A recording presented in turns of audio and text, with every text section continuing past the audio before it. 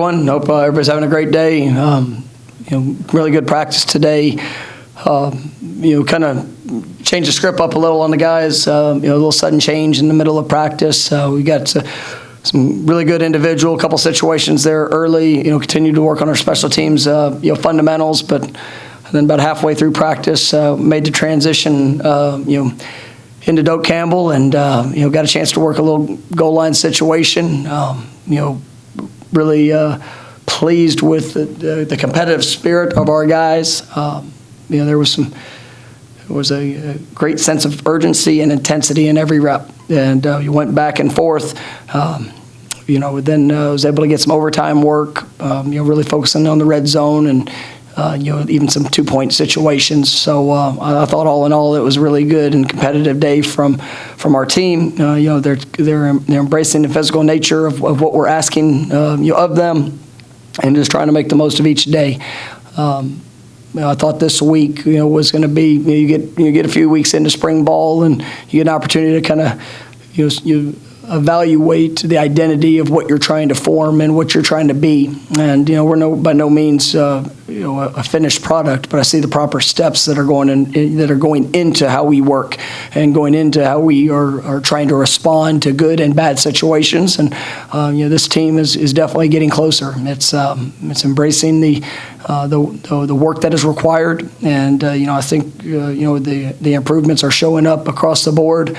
And there's a lot of competition here, and that's going to continue through the end of next week and our spring game. But it'll be good for the guys to get a couple of days off. I mean, we've been going after really really good throughout this spring practice. So they'll get about the next 6 days. We'll have meetings. We'll have meetings coming back Monday, and then back on the practice field Tuesday to wrap up spring practice here that following week, but or this following week. But I like where we are, and thought it was a good day. First question will be Corey Clark. Hey, Mike, how are you, buddy? I'm doing well, Corey. How are you?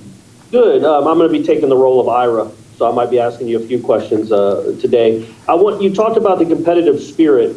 Is that something that you just couldn't figure out about your team last year because you just didn't have a month of March to figure out what you had, and if they could, not only what you had, but if they could rise up to the competitive spirit that you want out of a program? Yeah, the competitive spirit, it has to be consistent. Anybody can have a competitive moment, but when it's truly to the core of who you are, it's got to be in good times and in bad. That's the thing that we missed out on a year ago, was the chance to create adversity, the chance to push guys to the brink, to see how they were going to respond in uncomfortable situations. And when you got back in fall camp after just a really unique summer program where there was we rarely had a full squad to even practice going through fall camp, and so there were some situations that we just didn't feel comfortable with putting our guys in, just with the preparation of leading up to it. But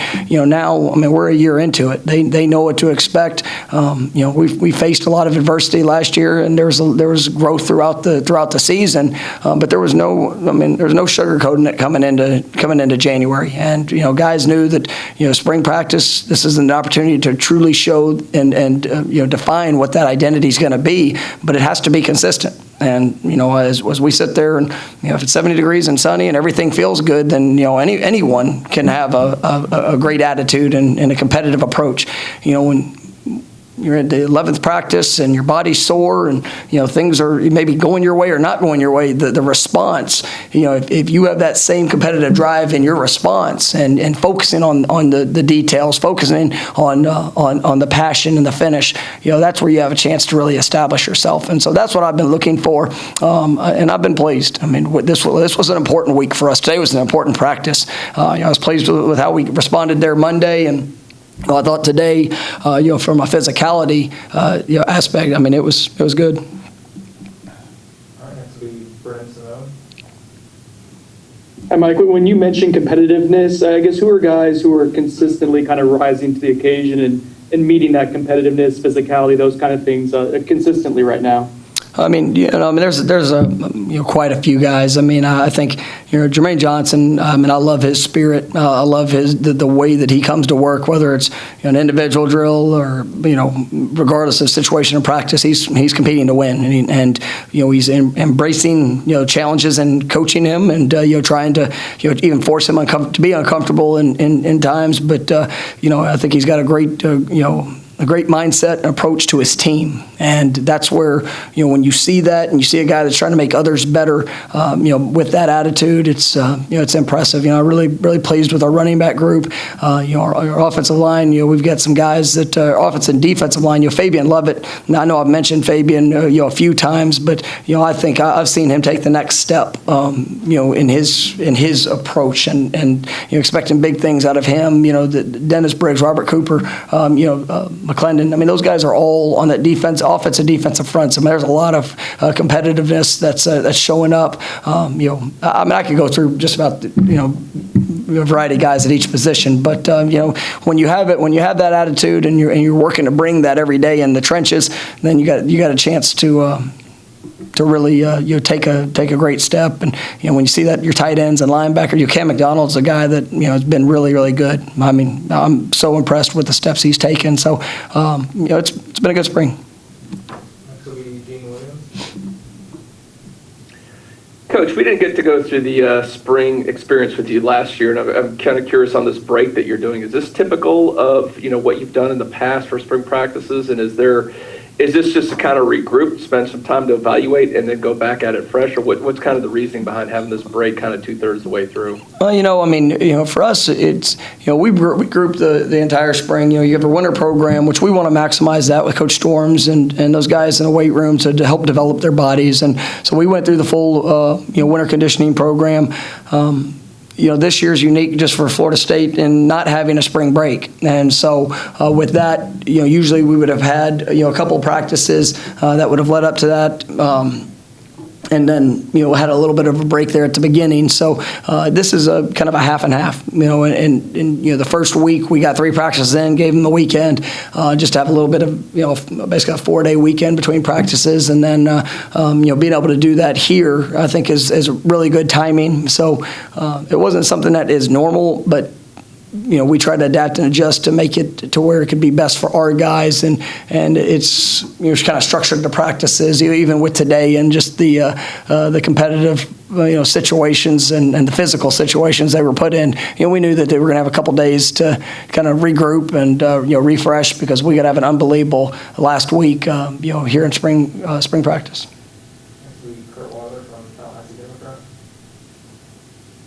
Hey, Mike, I think you talked Sunday or Saturday after the scrimmage about you had some young receivers that day who looked like young receivers. I guess, how have you seen those guys respond from that the last 2? And I guess overall, consistency over stringing plays of together, where are they now compared to maybe where they were at the start of spring? I mean, I think those guys are getting better every day, and their response has been really good. I mean, Malik McLean today had probably an 80-yard touchdown in a tight coverage situation that was just impressive to see. And he had a couple good plays there.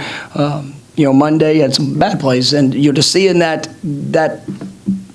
response even throughout the course of a practice on Monday, and then him, Josh, a lot of the freshman receivers like Kentron, Brian Robinson, is starting to really, come along and playing with more confidence. Darian Williamson, Ja'Kai Douglas. I think Ja'Kai's got a great future. Just seeing some of the things that he's been doing out at the receiver position. That coupled with the couple of veterans that are showing up, and just really providing great leadership for the group. I mean, it's we're getting better there, and we know there's going to be more competition that's going to be added to the room. But I think the future's bright.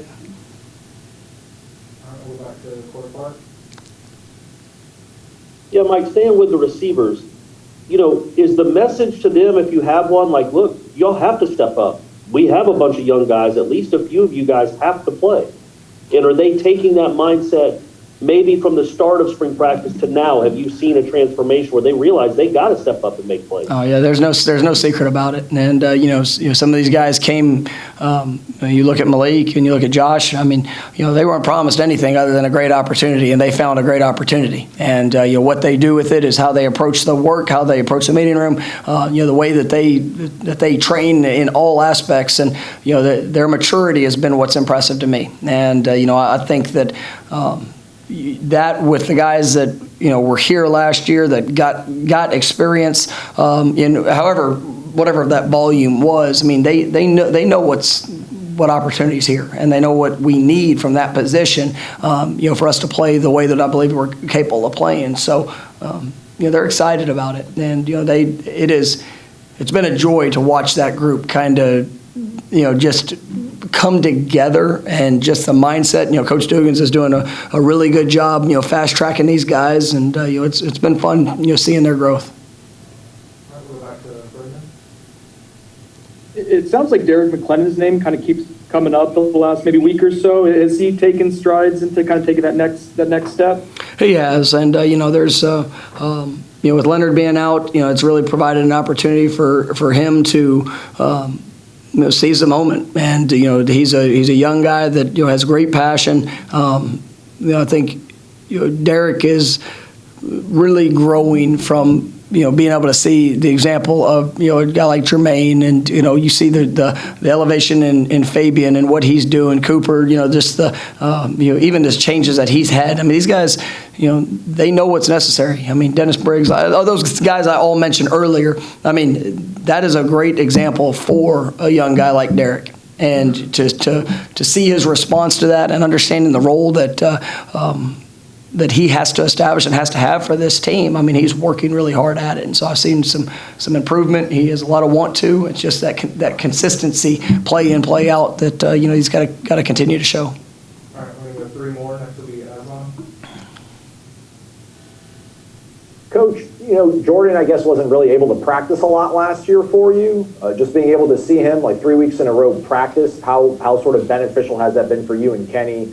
So that you can kind of maybe start tailoring some stuff around him and just, see him be out there consistently performing. No, it's been huge. And, I mean, that's a great point that you had, because it is, it was so unique last year. I mean, you went through fall camp, and I don't think he practiced until the actual Georgia Tech week practice. And then, from that point on, it was hit and miss to, really, how much time we got with him, different ailments or things that were going on with his body. And it was a challenge. And, Jordan is a phenomenal young man. He's a tough-minded young man. He loves to compete. It was just, kind of an unfortunate season of how it all played out. But you see the physical development that he has. I think he's 206, 207 pounds now, still gaining weight through through spring ball, and running faster than he's ever run. I'm excited to see that. And then, like we talked about on Monday, just consistency with his feet, the confidence that he has, and the rhythm and the timing of what we ask him to do in the passing game, and his accuracy is just increased to a next level in how he's playing. And he's starting to understand what he's doing when it's not right, and that's where you see a guy that can start kind of coaching himself and have confidence in the feeling of what it needs to look like. That's where you see some accelerated growth, and I think that's where he's at. We'll go back to Kurt. You're not, I know, able to talk specifics. The upcoming recruiting class is off to a pretty solid start. And I know you've been able to get guys in. You're not able to still have that contact still in the dead period, but you're able to. They can come watch scrimmages. They can come visit campus. So I know a decent amount are planning on coming to the spring game. I guess how important is them being able to actually see y'all in that setting? And I guess, are you just counting down the days until the dead period? I think about 2 months from now, hopefully lifts.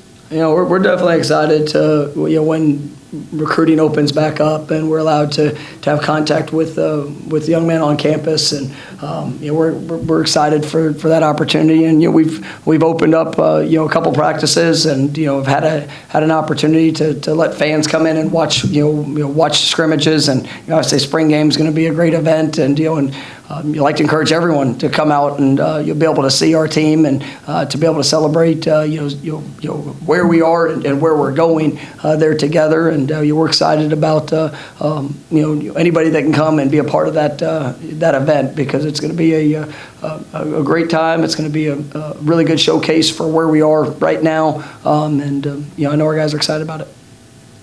Last one was the court. Told you, man, I'm doing the IRA. You got a lot of, let me just tell you, Derrick has given you a lot of questions today because you said that you're IRA today. That's, you need to jump on next week and see if you get the same number of questions with It IRA. won't happen. Oh, yeah. It won't happen. I might get one in. I wanted to ask you, Mike, about Washington announced today they're going to open up their practices and let the media watch.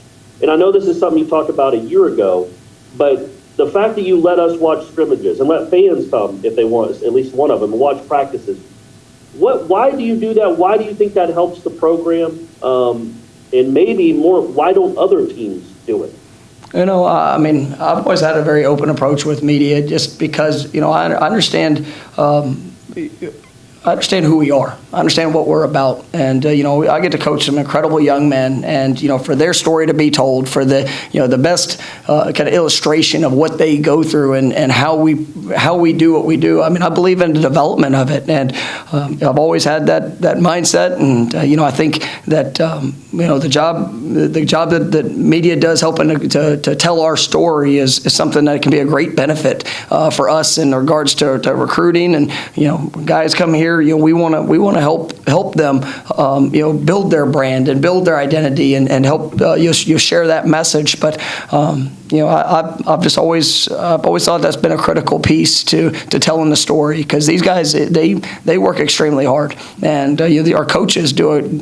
They put in so much time, and I think it's a great opportunity. We're very open with our coaches, assistant coaches, and all in all aspects, because one day there's quite a few coaches on my staff that I think will be head coaches, and to help prepare them for that moment to be able to build those relationships with the media and tell help celebrate their stories and who they are, so that if a recruit does happen to watch, they get a sense of who it is that they're going to be able to play for. And I just think it's a remarkable opportunity for everybody involved. The scrimmages, there's times that I've opened scrimmages and times that I've closed scrimmages. I like the fact that people got to come watch us practice, and so we open that up. Here these last couple, and I think it's been really good. All right, thank you. Thank you.